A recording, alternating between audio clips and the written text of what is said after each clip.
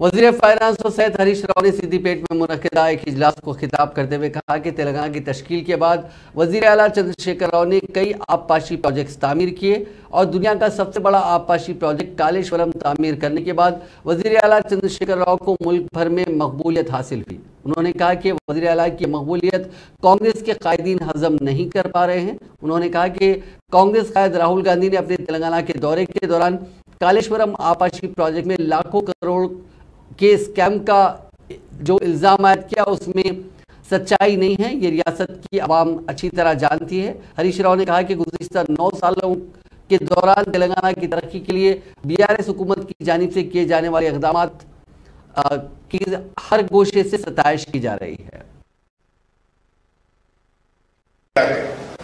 రాష్ట్రంలోనే చిన్నకోడూరు మండలం ఈ స్ప్రింక్లర్ సాగులో ముందు బాగా ఉంటుంది.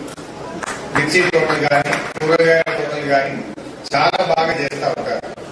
ఇక తెలంగాణ ప్రభుత్వం వచ్చినాక 90% సబ్సిడీతో డ్రిప్ ఇరిగేషన్ కానీ పెద్ద ఎత్తున స్ప్రింక్లర్ సెట్ కానీ గతంలో ట్రాక్టర్ వ్యవసాయం చేసే రైతులకు సబ్సిడీ మీద ట్రాక్టర్లు ఇవ్వడం కానీ రైతు బంధు రైతు బీమా చెరువులు బాగా చేయడము మంచి కరెంట్ ఇవ్వడము కాళేశ్వరం ప్రాజెక్టు నిర్మాణం చేయడము ఇలా రైతుల్లో ఎంతో మార్పు వచ్చింది. 8 సెంట్లు గల 15,000 స్ప్రింక్లర్ సెట్ అంటే ఒకదాని సబ్సిడీ 20 కోట్ల 18 లక్షల రూపాయలు. ఒక్కది సిద్దిపేట జిల్లా లెక్కని చెప్పే రాష్ట్రంగా ఒక సిద్దిపేట జిల్లాలో 20 కోట్ల 18 లక్షల సబ్సిడీలో 15,000 స్ప్రింక్లర్ సెట్ ఇచ్చారు. ఇది రైతుల పట్ల మనకు ఉండేటువంటి ప్రేమకు రైతుల పట్ల మనకు ఉండే చిత్తశుద్ధికి ఒక నిదర్శనంగా చెప్పుకోవచ్చు.